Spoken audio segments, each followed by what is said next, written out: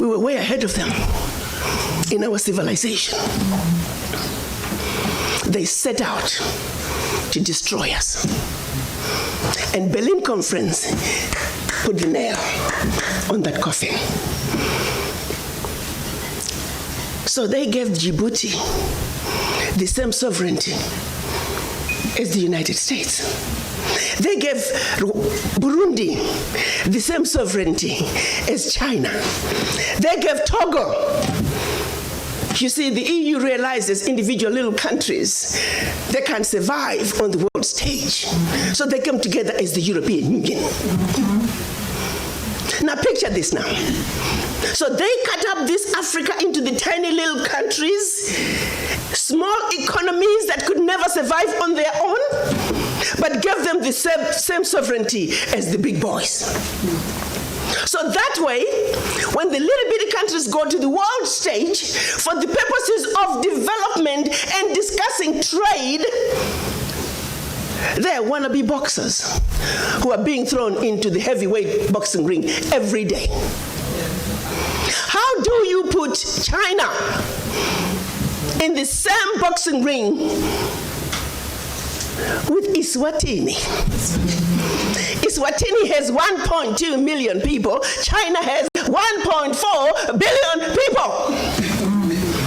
And you put them on the same stage and say, go at it, negotiate. Are you with me? Yes. This is insanity of the highest order. How have we allowed this carnage to go on? When Eswatini is thrown in the same boxing ring with China and Eswatini collapses before Eswatini even gets on the stage, the world says, well, Eswatini, what's wrong with you? Why can't you take care of your people? Well, China came in and said, Eswatini, give me all your gold or else. And if Eswatini does not agree, they just go on next door to Lesotho and give Lesotho an extra $1. And if Lesotho doesn't take it, they just jump on to Togo, Central African Republic. It was all by design. 1884. They did something else in addition to chopping us up. They also set out to make the African believe that everything African was bad and undesirable, and everything Western, particularly French and British, was more desirable. We call that the legacy of colonization. Prior to that, they had started long working on the slaves.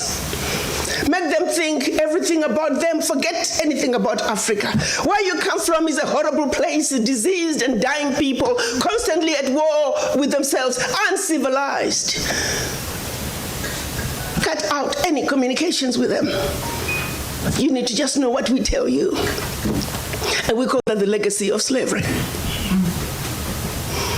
So that's where you look at where we are today. 135 years later, a system that was put in place to see to it that Africa and her children are forever defeated, that Africa is forever exploited, remains in place today, alive and well.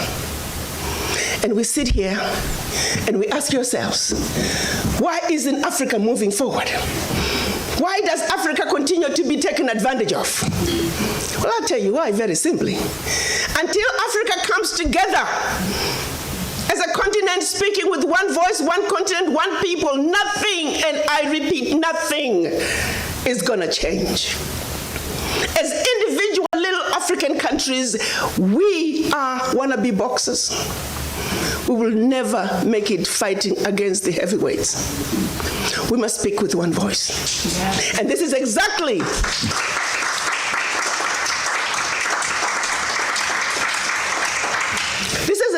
what our Pan-African leaders wanted to see happen in 1963 when they came together in Addis Ababa, Ethiopia. They clearly stated that Africa for the Africans at home and abroad, and that African Union was now. They said Africa must speak with one voice. It is the only way for Africa to take its rightful place on the world stage. Sadly, when they went to Addis Ababa in 1963, they were divided.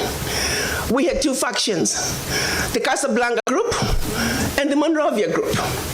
The Casablanca group were saying Africa for the Africans at home and abroad, and African Union now. This was Ghana, Guinea, Mali, Egypt, Morocco, Algeria, and Tunisia. Only 7.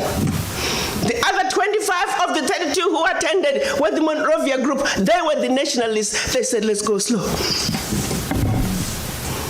Let's kind of wait on this Pan-African thing.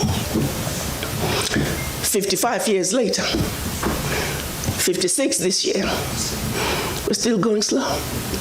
As if it wasn't bad enough that we were divided up into the tiny little countries that we are today. The gift that Berlin Conference gave us. One other thing that France did between 1958 and 1961 in the name of giving us our independence as African countries.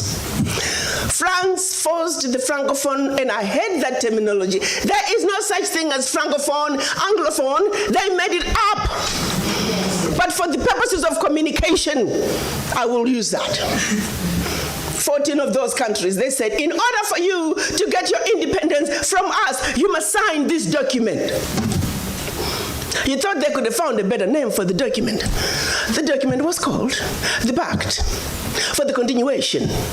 I repeat, the Pact for the Continuation of Colonization. We are talking about giving you independence, but sign this pact for the continuation of colonization in a different format. And I'm going to highlight some of those issues that they said you must agree to if you are going to be independent. Hello. Maybe we need to redefine the meaning of independence for the French.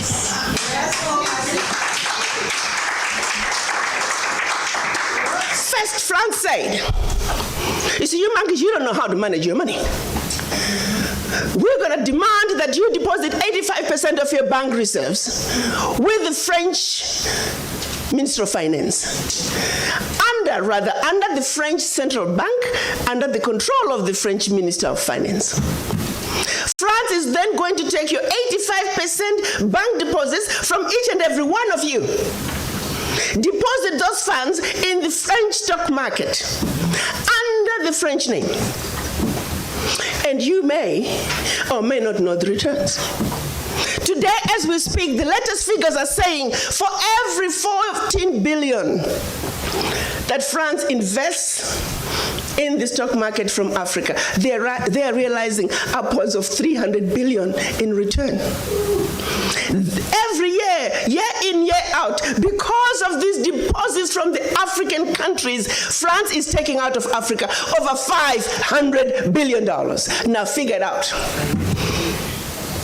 For every 14 billion, the returns on the investment are over 300 billion, and they are taking over 500 billion. So in actuality, France is taking out of Africa trillions of dollars year in and year out from us poor people, Africans.